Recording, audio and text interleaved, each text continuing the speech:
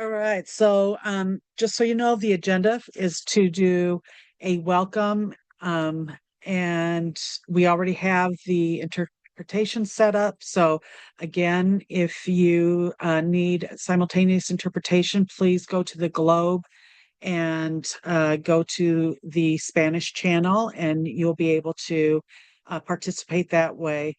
We're going to provide an overview of the purpose of the event throughout the country with the 7 days in June, uh, uh,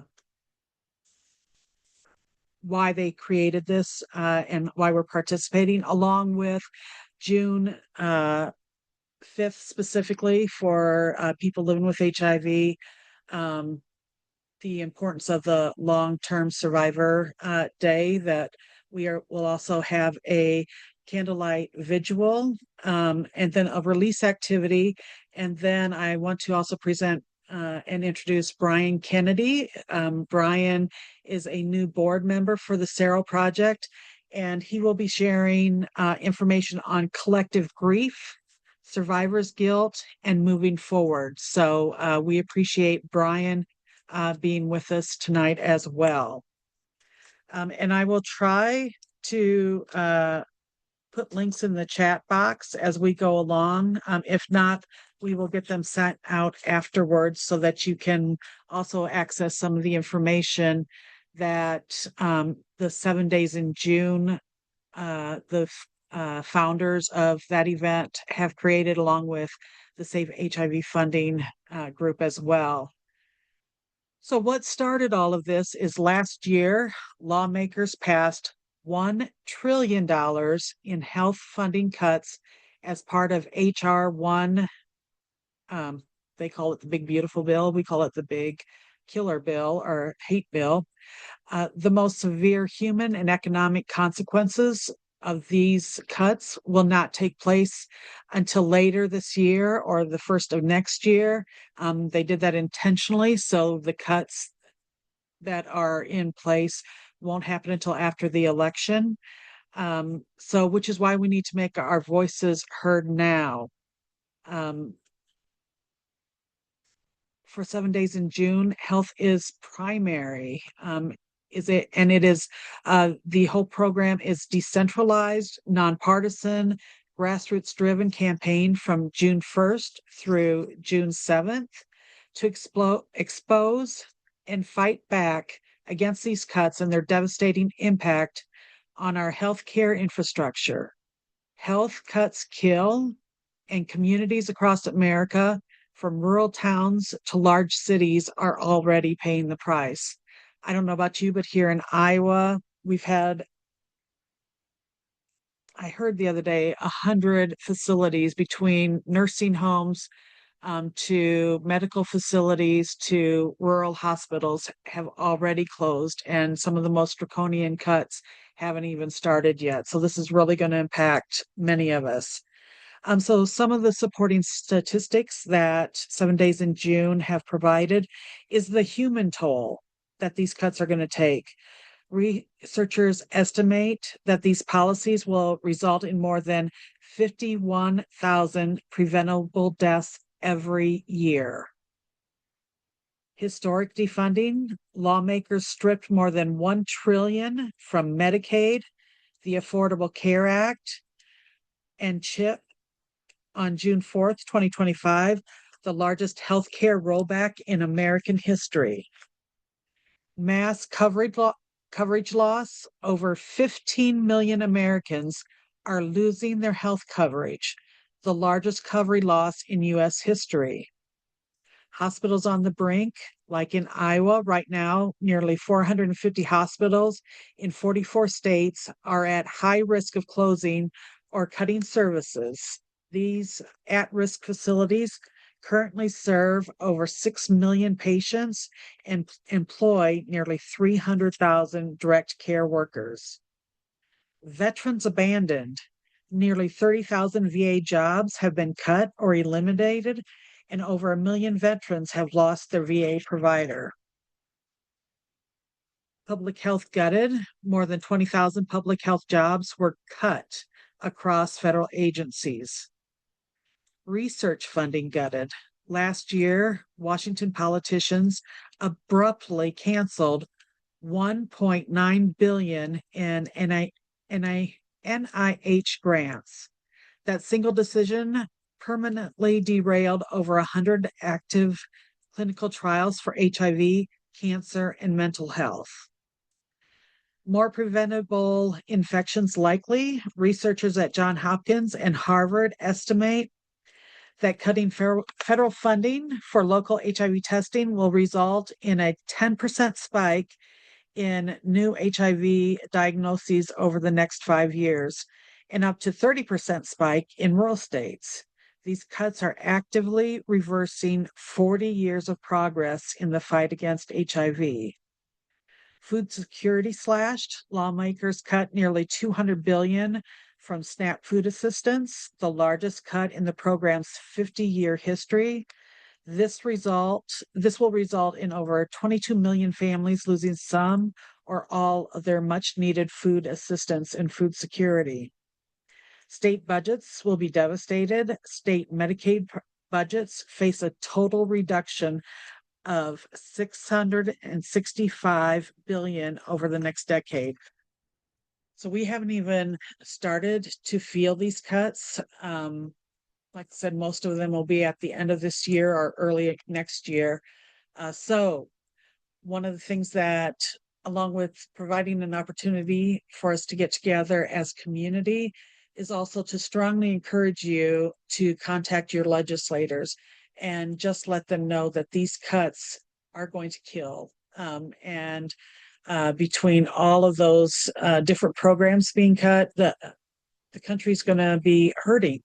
And there is absolutely no reason for it other than greed and hate and stigma and everything that we've dealt with for the last 45 years. I also want to uplift Long-Term Survivors Day is today, and recognize today because 45 years ago on June 5th, there was the first report on this mysterious new disease that was being reported, and later titled the AIDS or acquired immune deficiency syndrome. So that's one of the reasons why we are here today. And so next I'm going to read, and then one of the other things that those statistics didn't share were the ADAP crises that are also going to come because of this, or that have already taken place. If you didn't know, abruptly in, I think it was February, when advocates in Florida heard that, and I'm sorry, I don't have the exact dates. Kamaria has this information. I'm trying to remember, but everything seems to be jumbled together. That by March 1st, Florida's ADAP, their Department of Health, announced huge cuts. They were going to move their federal poverty level from 400% down to 130%, and take one of the medications. And can somebody help me here? Was it Biktarvy? Which medication was it Biktarvy? Thank you, Eric.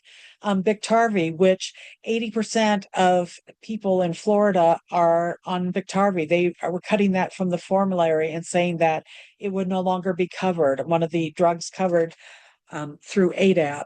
And so it's devastating to the state, and was going to impact over 16,000 people. So in response, we joined the Save HIV funding calls, and Kamaria, who lives in Florida, drafted something that she never thought she was going to have to draft, but it wasn't, she drafted a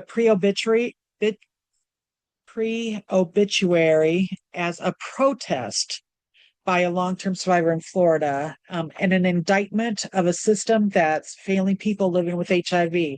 So just a reminder, this is not her obituary. Kamaria is doing very well in Florida, and continuing to be I am lucky that she continues to be the co-executive director of the Sero project with me.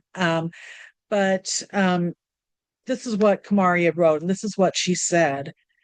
She said, I wrote this, which is this pre-obituary, to channel my rage for feeling like the autonomy of how I live my life was being stripped away through an administrative decision. I will not let the stripping away of my humanity be acceptable. I will state who's responsible and hold them accountable to and through my last breath. So this is what Kamaria wrote.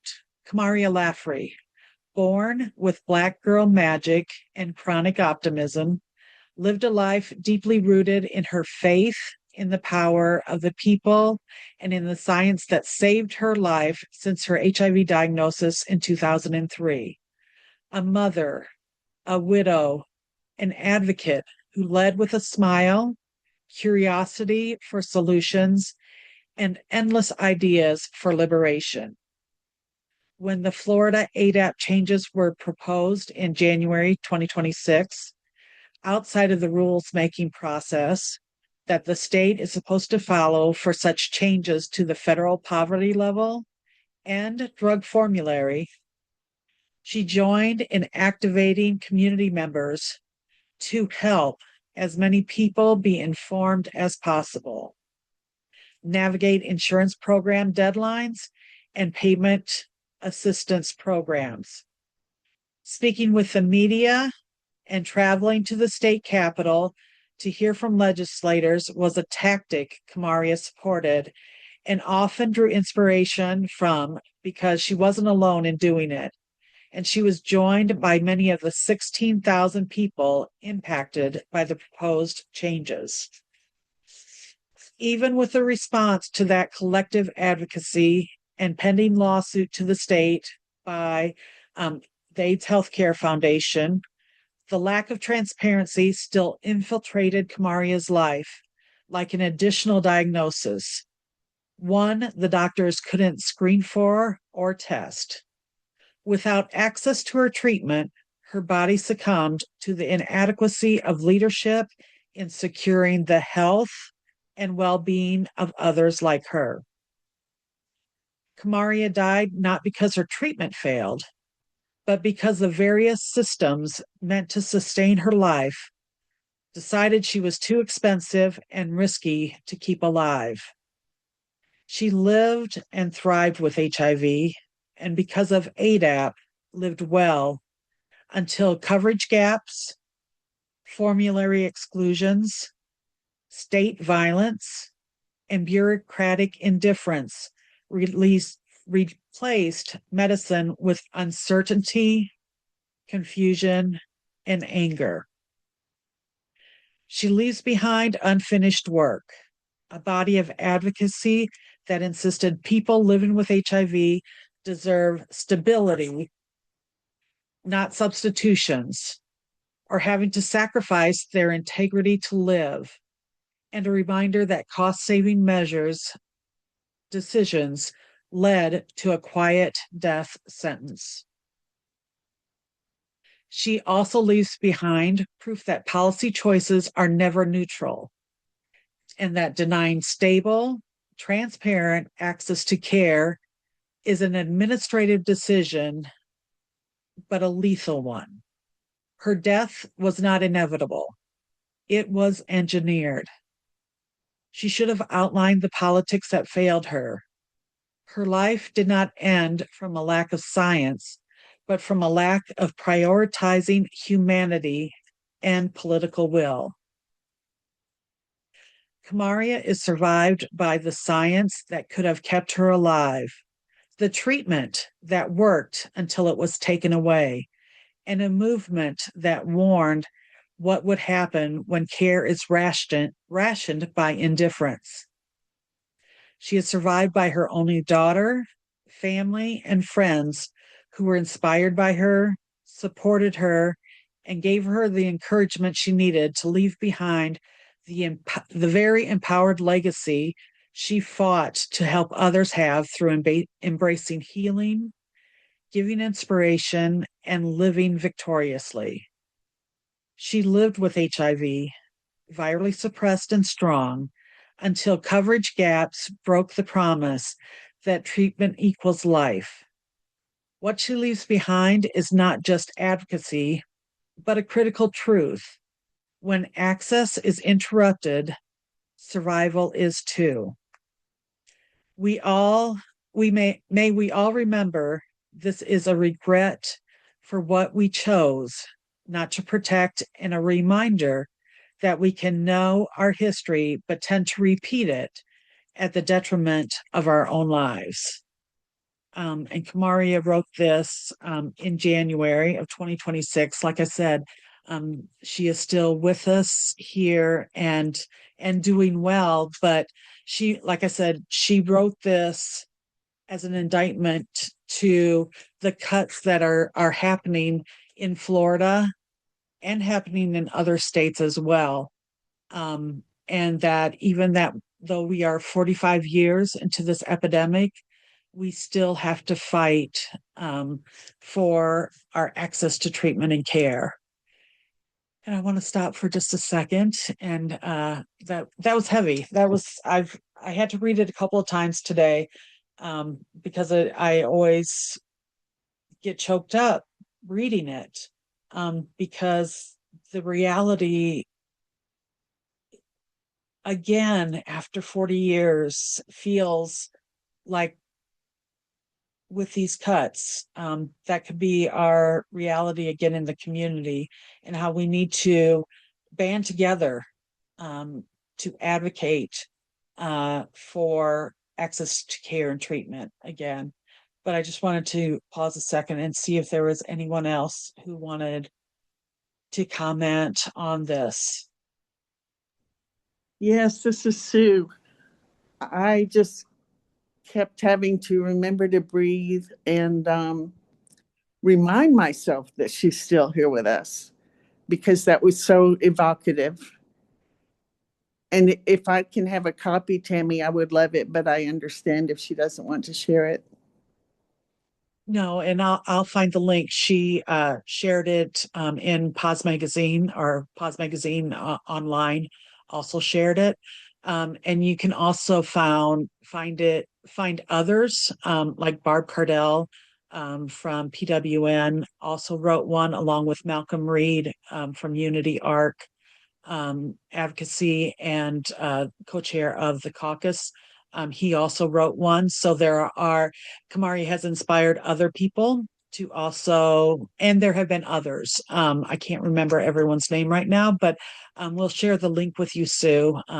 And I agree, it's very, very provocative and hard to read and hard to hear.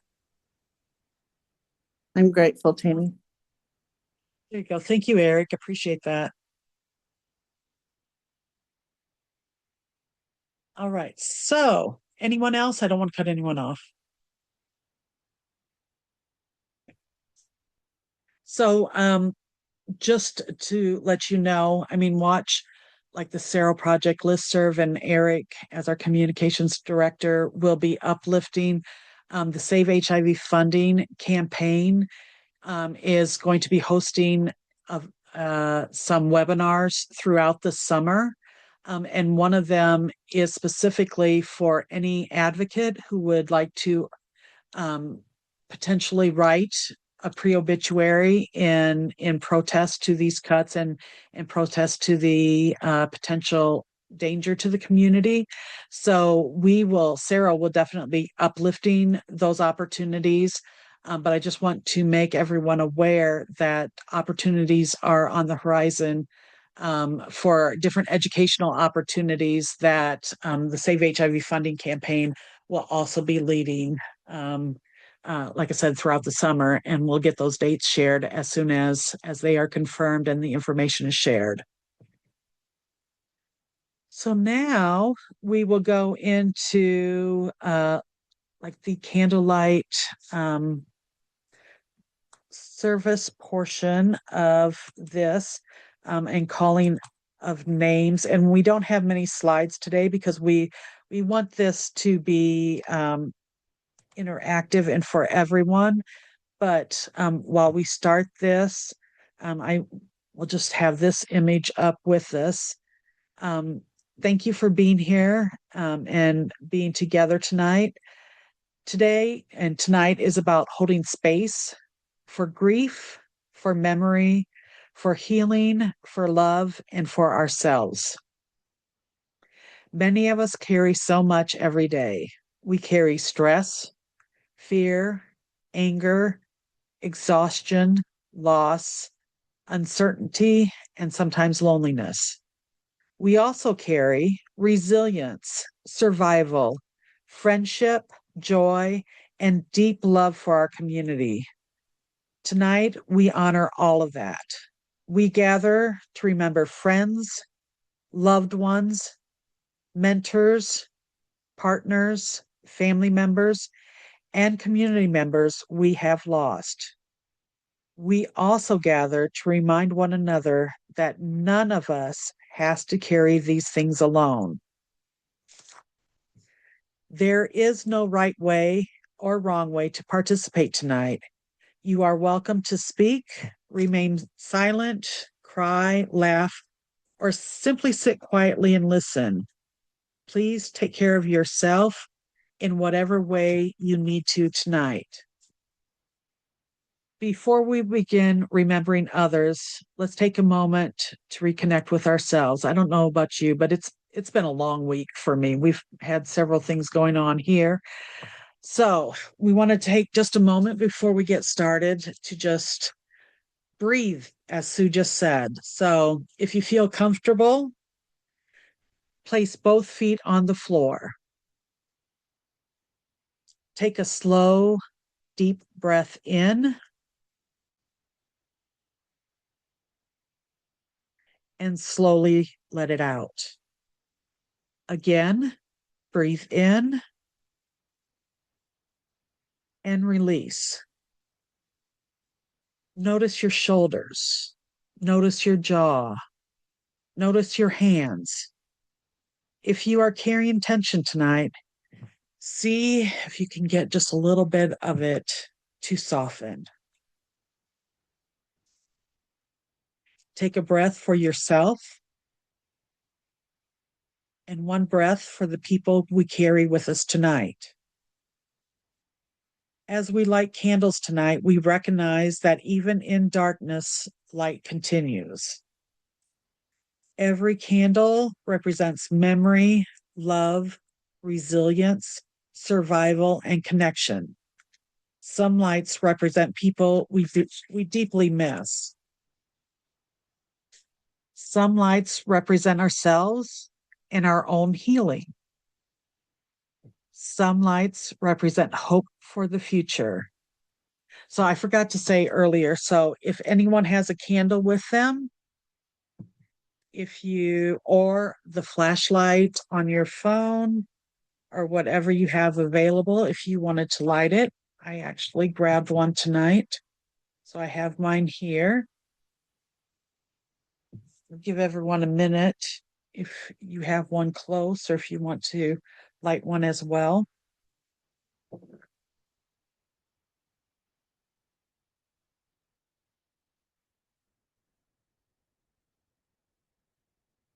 All right. Tonight, we speak the names of people who mattered, people who changed us, people who made us laugh, people who taught us, people who loved us, people whose absence we still feel deeply. If you would like, you are welcome to speak the name of someone you are remembering tonight. And so now, yes, I welcome anyone who wants to share. I'm going to start off with um, this year will be 30 years that my late husband passed away from AIDS. So, Roger, I remember you and grateful for you. Mhm.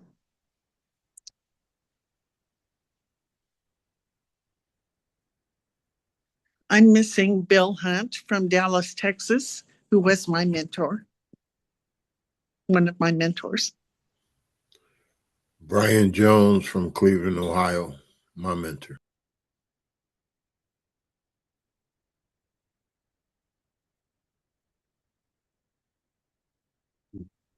I am happy to speak today with my dear friend Frank Higley, who died much too soon and taught me how to laugh at everything.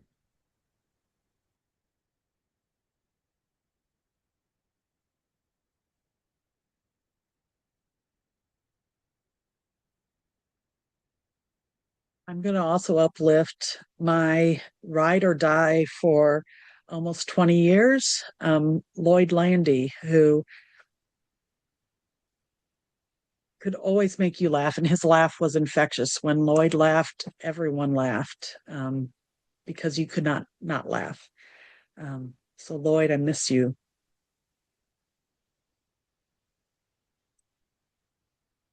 I'm remembering my uncle who died in Texas in 1988, and my cousin's child, precious child, Christopher, who was allowed to die in prison.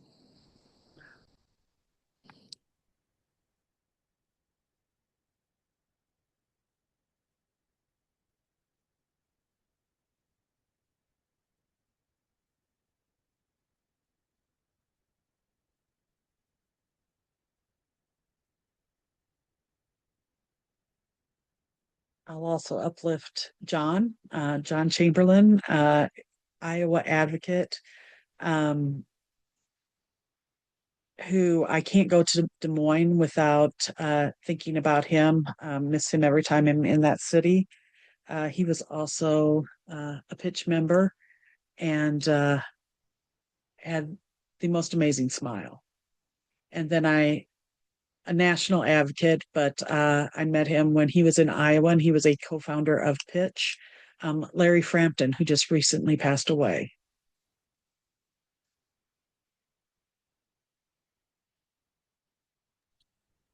Bill Nelson and Terry Thibodeau, who were wonderful leaders in Dallas, Texas, and the AIDS clinic there was named after them.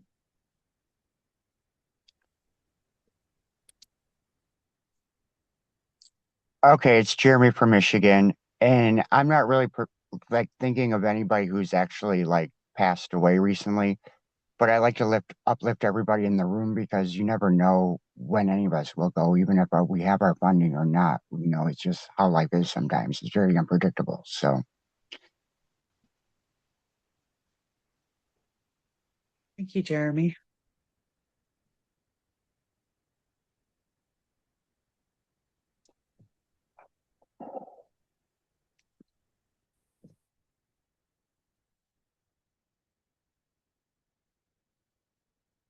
Would anyone else?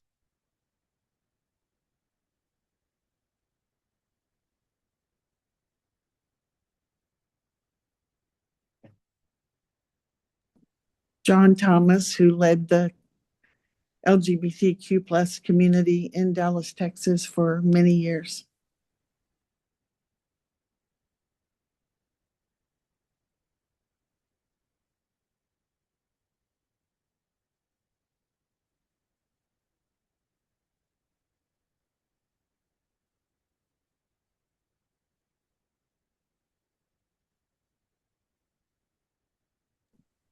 And many patients in my care in Dallas who died without ever being able to disclose to their parents that they were even LGBTQ.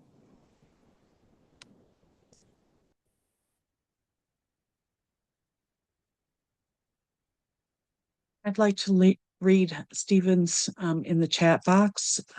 He's doing the interpretation tonight, so we can't hear him in English. He's on the Spanish uh, side. So Stephen says, I would like to lift the name of my mother, Mary Eliza Martinez, her husband,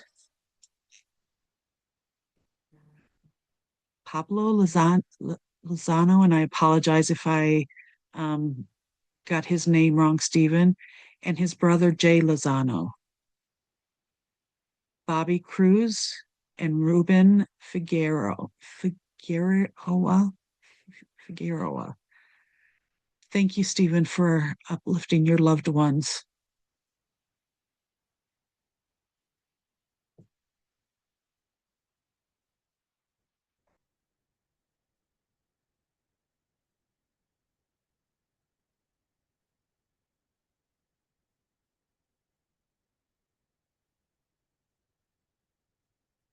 All right, thank you all, but feel free as we go along when there's a break, if you want to uplift anyone else or add them into our chat box. We know that we have lost so many people over the last 45 years. And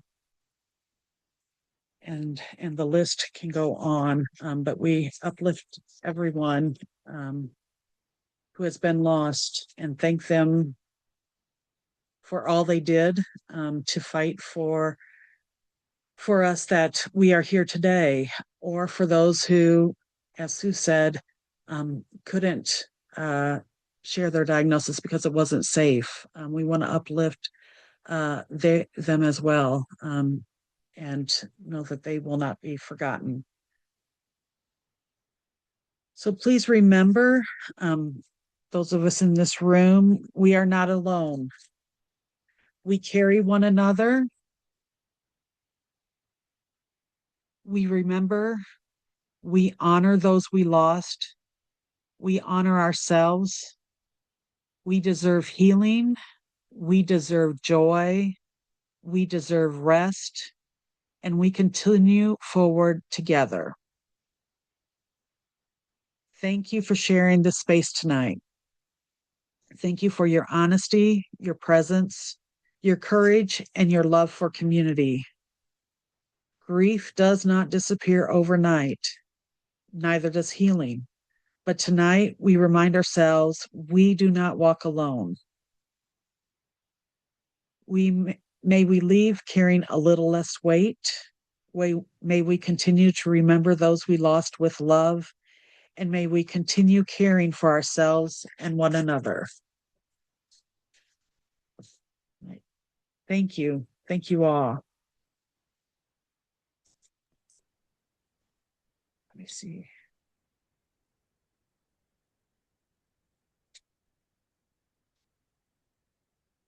So the next thing we wanted to share tonight is because it seems like the attack on our communities, from the LGBT community, especially the transgender and gender diverse community members that we have been under constant attack for a long time, but increasing in the last couple of years.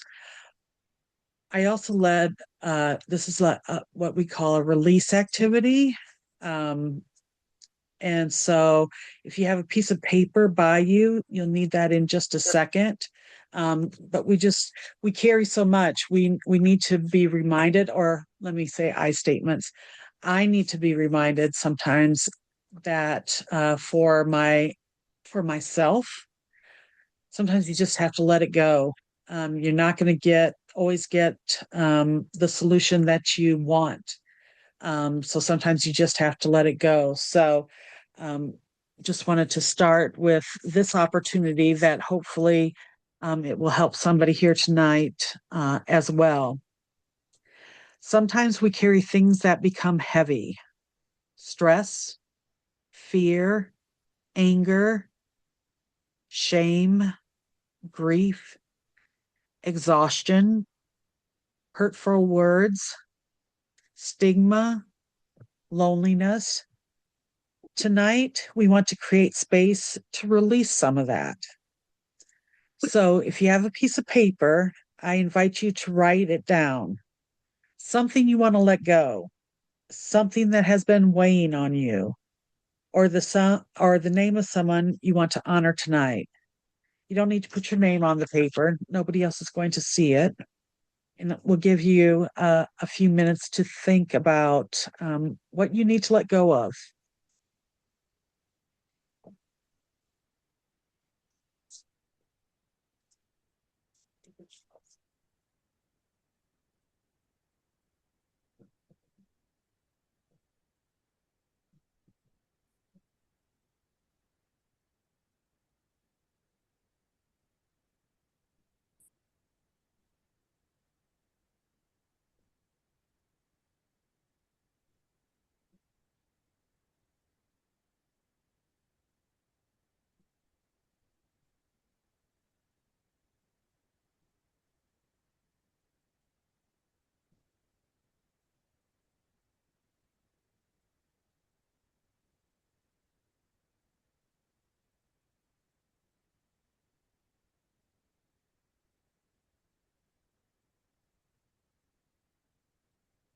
when you are ready, tear up that sheet of paper.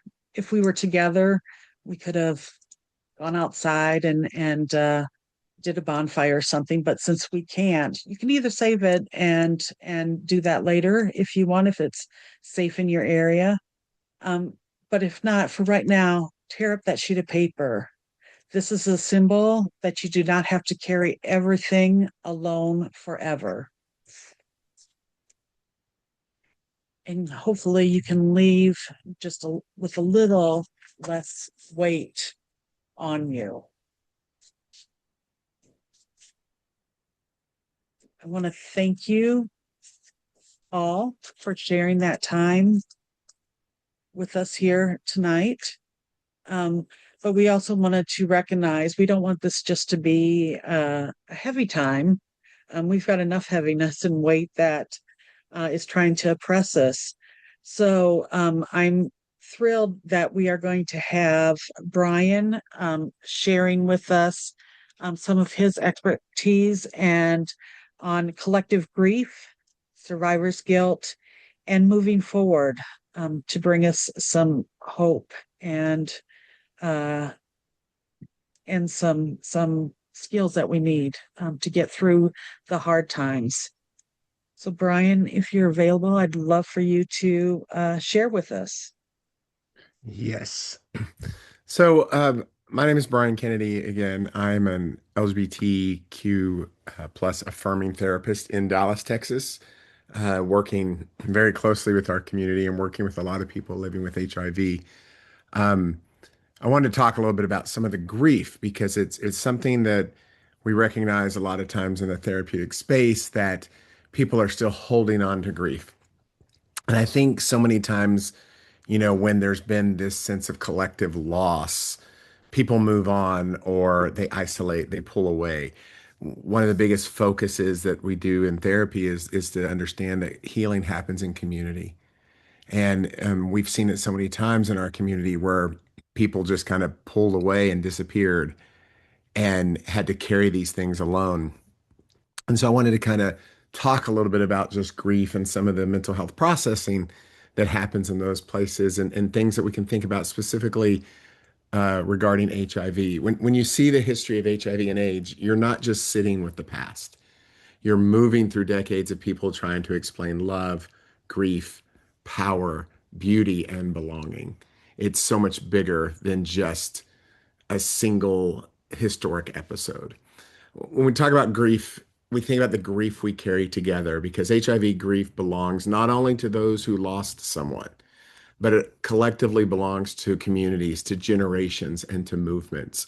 And I'm so grateful that I've been able to connect with so many people in the HIV spaces, and being parts of those communities has helped me heal, has helped me understand my own diagnosis, has helped me connect that to others. And we've created a lot of these communities that exist because of movements, even early ACT UP or even early GUTS in Dallas, the Gay Urban Truth Squad, formed because of the grief we were carrying as a movement.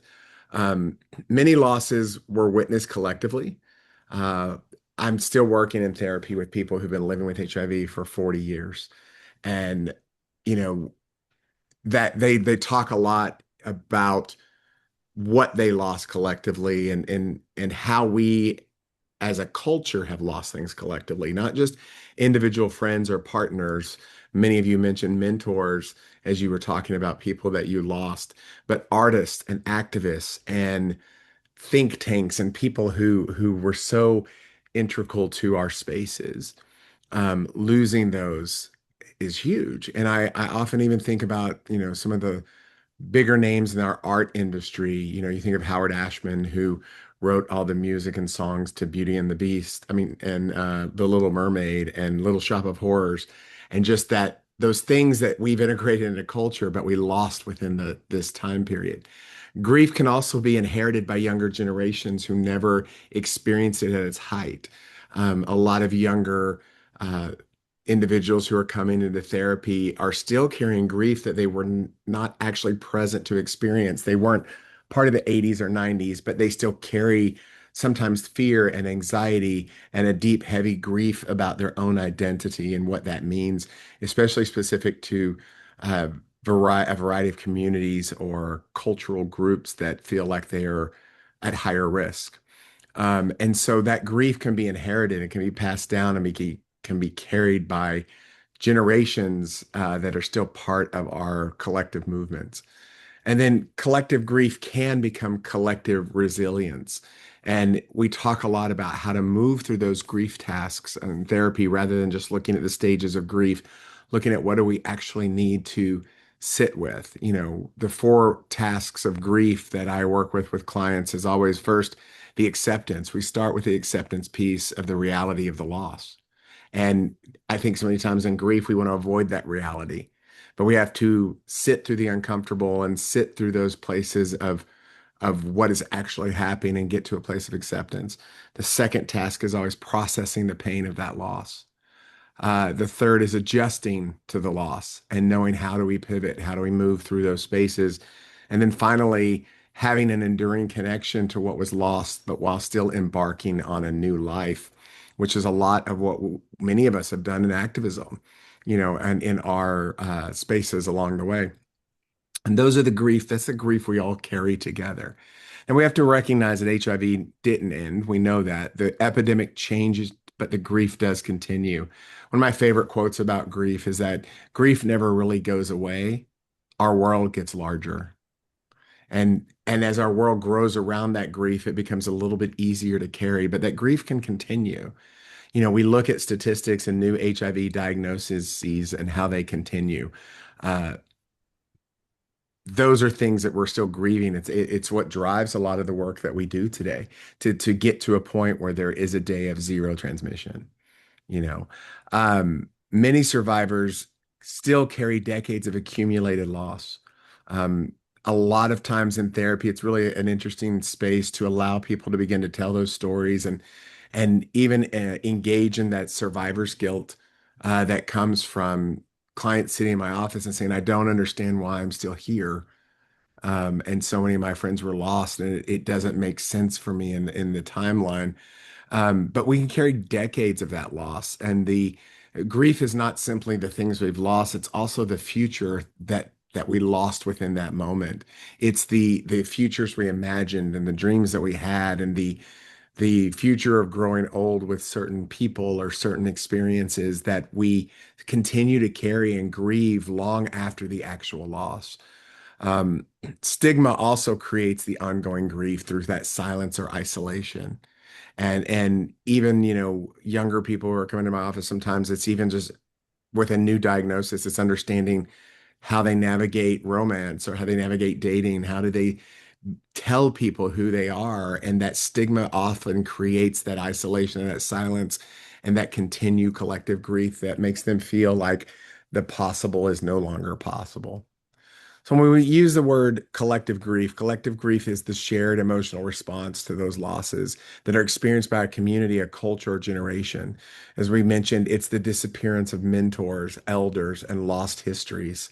One of the things we recently did in Dallas that was very impactful and wasn't specifically for the HIV community, but it brought so much of that into it was one of our historical archive Badge of Pride, which is an organization in Dallas who started to put together museum exhibits and archive the LGBTQ history. They did what they called a bar scan. And they organized an event and asked people to come in and scan old photos of any of the gay community bars in Dallas as far back from 1945 to the present.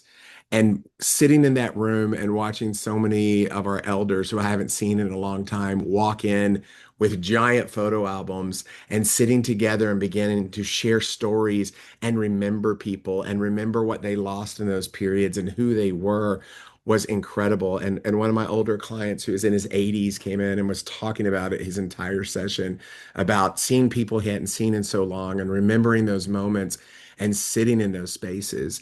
And that has been a really powerful thing they did. It was this past Tuesday on June the 2nd, and they're planning on doing a second one on July 23rd at the Resource Center in Dallas.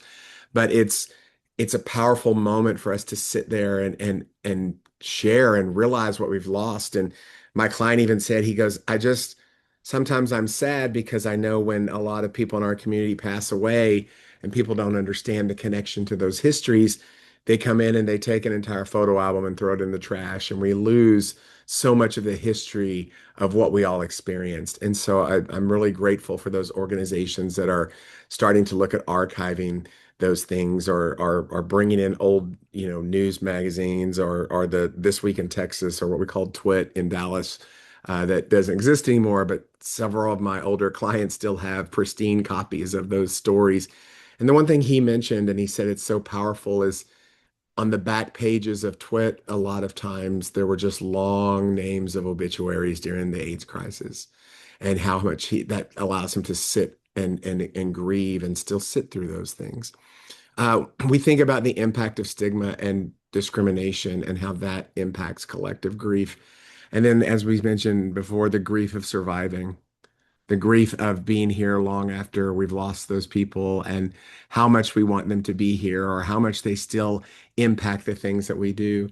In my early days of teaching, I lost a mentor, and it was one of those lost in silence things, because he was not allowed to say that he had HIV. And when he went into the hospital, um, so many of the students and staff wanted to visit, because they knew he was going through something, but nobody was being forthcoming on what was happening.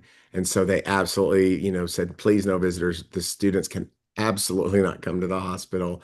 And he passed within a week of him going into the hospital. And it was so interesting to see the entire school grieve, but not know why. And so sometimes the grief of surviving that, and missing those opportunities that come, that we kind of see as rituals within passing and grief, was very difficult to lose in those spaces. The other things I think about with grief that are so important is the losses we don't always name.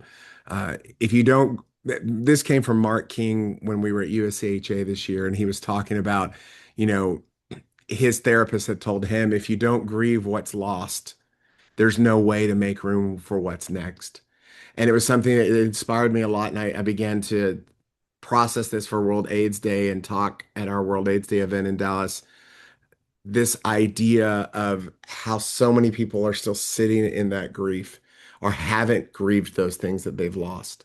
Peter Staley talked about in his book how quickly in 1996, when the antiretrovirals showed up, how quickly everyone's identity shifted and changed. One day they were in the headlines, they were major participators in ACT UP, and it was a fight constantly. And then the next day, okay, we've got this new medication and everything's over. Although we know it's not over, and we know it continues to be something many of us have invested in the time, it felt like part of our communities were forgotten. And so many men moved on to different things, or, our community centers dropped the name AIDS and changed to other things. And so there was people who didn't even know, or they was so fast, there was almost not an opportunity to grieve. And so many people are still sitting and stuck in those spaces and have not moved on to what's next. And Mark talked about it, and when we were in our session at USCHA, how important it was for him to grieve so many things that we had kind of sat on a shelf. And what he pulled out these four things, and I'm presenting, is one is grieving what happened within our bodies. Not only just what happened in our bodies by age, but what the disease actually created within our body, and what physical limitations it may have brought up in us. Even if it was the protease punch, and that change and shift from what we thought about ourselves or how we saw ourselves. And so sitting for that with a moment and recognizing what we lost, even from exhaustion, even from grief, even from carrying the weight of what we were facing every day, we have to sit and grieve how our bodies changed through this time. We also think about our sex lives and what our diagnosis changed about that moment. Maybe it became fear, or like I was speaking with some of the younger the clients that I see, that fear of, I can't connect with someone. I remember when I was diagnosed, it's been almost 17 years ago. the first thought in my life was, I don't think I'll ever have sex again. And that because that was the knowledge that was in my head that this was now cut off from me. And even things that I was early exploring and coming out were no longer accessible. And I remember having to grieve that, having to sit with that, and luckily finally getting in with someone who gave me knowledge and education and an understanding of what I could do and how to protect myself and others, and even understanding consent and those things that came into place, and how to disclose and how to think about, that fear of criminalization that came with those things. But I had to sit and grieve, even just not having to think about those parts of it. And so we grieve that so we can move forward and go on to what's next. I think about the grief within our community, and sometimes it's physical places. Maybe it was the events or the bars or the parties or the joy that we experience, the freedom we experience within our community. Maybe it was the loss of establishments.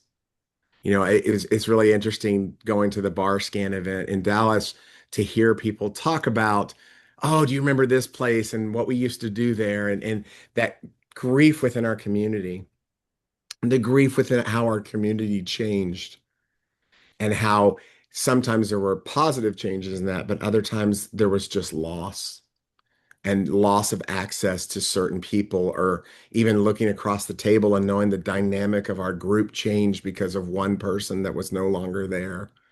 And we have to grieve within what's happening in our communities.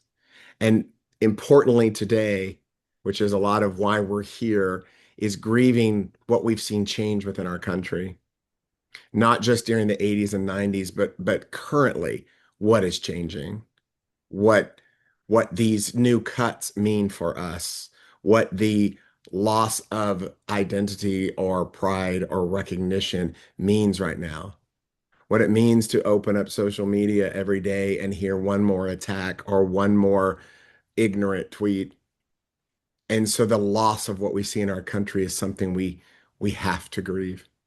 And we often forget those things. We often forget that there's more that we're grieving than just an individual loss. There are those losses we don't always name. One of the important things in therapy when it comes to grief, and this is so important in collective grief, is the idea of bearing witness. I recognized early on as a therapist that I didn't have to always have the answers or have to come up with some great new theory. I didn't always have to perform. I just needed to sit in the room and bear witness that so many people just wanted to be seen and heard and just sit in a place where they knew they weren't alone. And so when we think about collective grief needs collective witnessing. We need to be able to see it.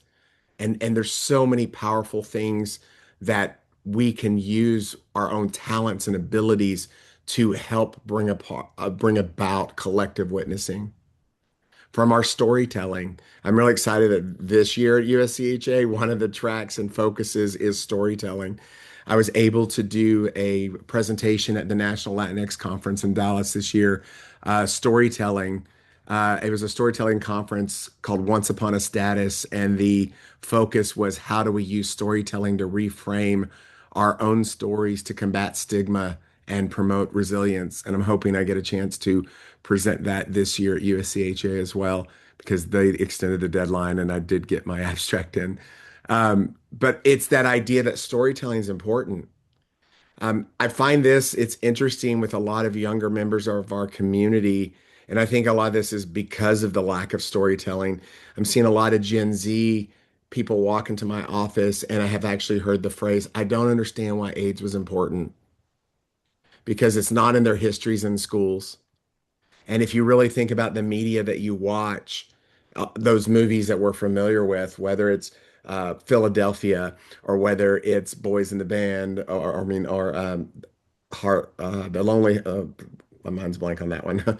But even like like watching Rent or any of those things, they don't see the massive amount of loss that we experienced. They see one or two people who pass. And so in their media representation, AIDS was something small. I mean, it seemed important, but there's not that understanding of the funerals we were attending every week, or the long list of obituaries in our magazines. There was that so many of them are missing that. And I think our storytelling is what allows people to connect to that. Whether that's writing books or turning around or doing things on social media, teaching people how to tell their story in a way where they still remain safe and they own that story. It's important. Community gatherings like what we're doing here with the 7 days in June, what we do on World AIDS Day, coming together, one, being able to grieve collectively, but also to allow others to witness that grief.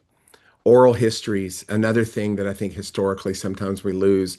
I was talking to someone the other day and said, I wish I had the capacity to just set up a camera and sit in a room and everyone in our community come in and tell those stories before we lose them. But learning to pass them down and tell those moments of loss and grief and the experience of what we went through. It's so important to have an intergenerational dialogue. And I think, it's something that I've called a lot of groups out for a lack of mentorship, especially in our LGBT community. Sometimes there's an evolution of we're in our 20s or 30s and we're at the bars. And then, especially in the last decade with gay marriage, we find someone and move out to the suburbs and we leave this next generation to come up and do it all over again without a sense of mentorship, without a sense of growing. It's one of the things I've loved that I've seen in a lot of our national HIV organizations is those mentorship programs, the friendships that I've made in these organizations with people who are Gen Z and 20, and to sit and understand their experience, but then to sit and allow me to share my own. That intergenerational dialogue is absolutely necessary for collective grief. Memorial rituals that we do are important as part of bearing witness. HIV advocacy is so huge in our community, and I am beginning to see that come back in a different way uh, that reminds me of some of those early days. And then art making. It's one of the things I love with some of the different projects we do with Sero and other places is to see that art making, giving people a space through photography or sculpture or painting or any possible way to share and allow ourselves to pour our grief into these spaces. And that allows that collective grief to get collective witness. Now, with any grief, we want to move from grief to meaning. Our goal is simply not to overcome grief, it's to integrate it into the things we do. Grief is the evidence of connection. And as I tell many clients, grief means something mattered. We don't grieve things that don't matter. And the fact that we can grieve is evidence and witness and carrying on the legacy of those that we've lost because it mattered. Communities can transform that grief into action, as we've seen so many times. And I think that's a lot of reason many of us are here tonight is because we have taken that grief and we've transformed it into action and activism and begin to move it into a place where we can hold space for it because of the work we're doing. And HIV activism emerged because of that collective mourning. And as Dan Savage kind of talks about during those days, we would bury our friends during the day. We would march and protest during the afternoon, and at night we would celebrate and dance. Right? It's from that place that we collectively mourn, and it gives us our drive and our energy to continue. And then remembering those lost strengthens current efforts towards health equity and justice. We know that everything that we do here is part of us standing on the shoulders of giants. It's part that we remember those we've lost, and so many times that has given us the strength to stand up and continue to fight for them even when they aren't here. And those things give us meaning to our grief. And it allows our grief to be a little bit more easier to carry. It's important that we grieve. It's important that we have moments like this so we can remember together, we can heal together, and we can move forward together. So thank you guys for taking the time to let me speak a little bit and to just to share those thoughts on grief. It's something that's ongoing. Some days are heavier than others, but we need to give each other space and we need to be able to grieve when those things happen. So thank you. Thank you so much, Brian. I really appreciate that. And in the chat box, I drafted a grief resource that Brian created for us tonight. So please grab that link, and thank you for also creating that for us, Brian. Really appreciate it. So we have been kind of heavy tonight, and I want to appreciate everyone who participated. As Brian said, we need these spaces to grieve, but at the same time, I also it feels heavy, and I don't want us to leave heavy, especially on a Friday night. So I'd like to end the call with how we end our staff meetings, with something that you're looking forward to. Um, we always start our staff meetings with what's something good that happened in the last week, not work related. So we also end with what you're looking forward to. That's not supposed to be work related. So I can start, and I hope you all will join in and share afterwards. Today is my daughter-in-law's birthday, so this weekend at some point we are going to go out to eat. But then I also just bought a gator, and the differences between Midwest gator and Kamari, when I first told her, she said, "You got a what?" I'm like, "No, it's not a Florida alligator. It's a gator, which is a bigger ATV, and um, uh, you step into it. You don't have to straddle it.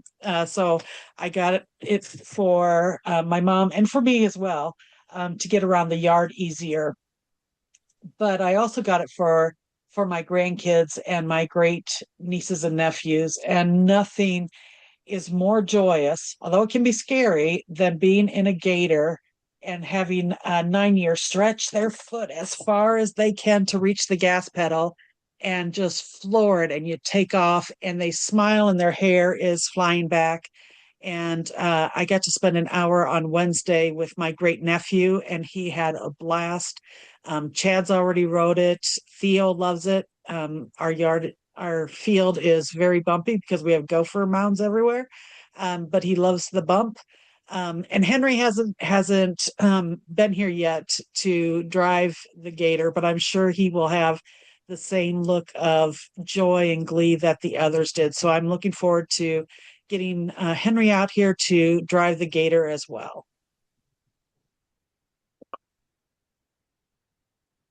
I won't pick on anyone, but like I said, I hope you'll share something you're looking forward to. Okay, Jeremy from Michigan, and I had to think about this as you said, not work related. Okay, I'm looking forward to the 21st because 5 years ago I got a ticket and it's still reporting on my insurance policy for my car. And like last October, I had to jump into this Dodge Charger, which I kind of like, but it's been costing me a lot of money because it's needed repairs and stuff. But I'm like, oh my goodness, my car insurance has been freaking killing me, and it will decrease as long as I don't get any more tickets between now and then. I should be good, and I could get cheaper car insurance, and I will feel happier for a little while.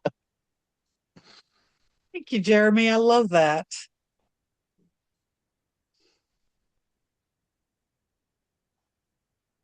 I am looking forward to our August primary election here in Missouri and working very hard for it. Good luck, Sue. Iowa just had ours on Tuesday. I'll share. I am looking forward to a couple of things this weekend. Tomorrow is our local Pride theme announcement. So we're going to find out the theme for Pride this year. And then on Sunday is an international food festival in the area. So I'm super excited to go there and eat some food.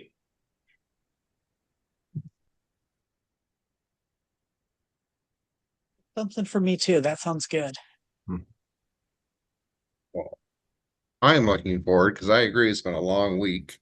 When we're done, a large adult beverage. And then this weekend, I am looking forward to it's finally fairly nice in my part of Idaho. I'm going to take my 66 Thunderbird off the storage dollies so I can get it to have the transmission looked at as leaking like a sieve, and also install a part I got for Christmas so the sequential blinkers work again. And that's what I'm looking forward to. Fun, Kevin.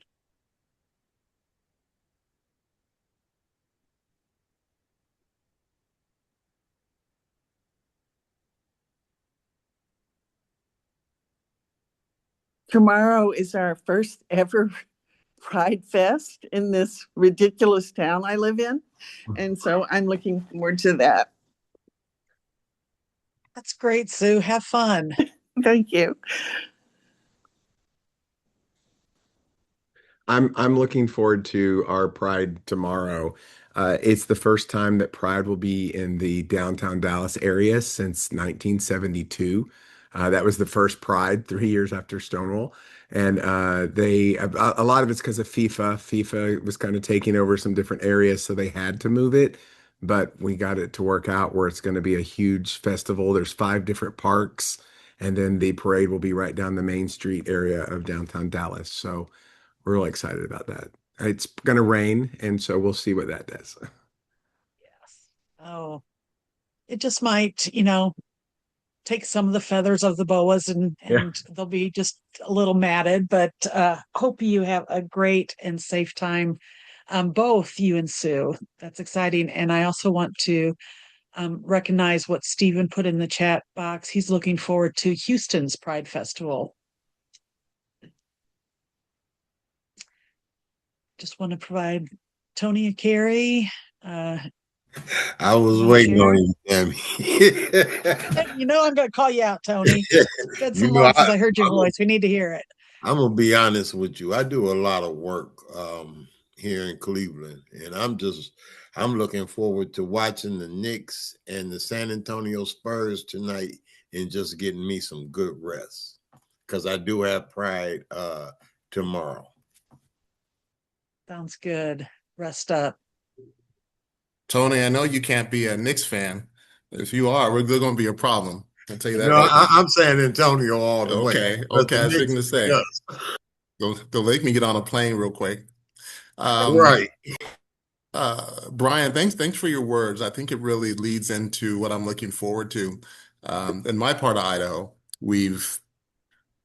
our folks with lived experience, folks with HIV support group has just been dismantled, and it's hard for folks to get together. So I'm meeting a couple guys from the group to go down to the farmers market, and we're just going to just walk around in circles. I'm sure I'm not going to find an adult beverage, but I'll find me a really good mocha, probably ice, because Kev, it's really warm over here right now. I know a couple places in downtown Boise where we could get an adult beverage in the morning, Carrie. I bet you do. Next time I come over there, we'll do that. Sounds good. All right. Well, thank you all for joining us tonight, and closing with something you're looking forward to. I hope you got something out of tonight. And yes, Eric, it's 5 o'clock somewhere at all times. But I also want to say a huge thank you to Stephen Vargas and to Cristo for providing simultaneous interpretation. Really appreciate both of you being with us tonight. So thank you all. Have a great weekend.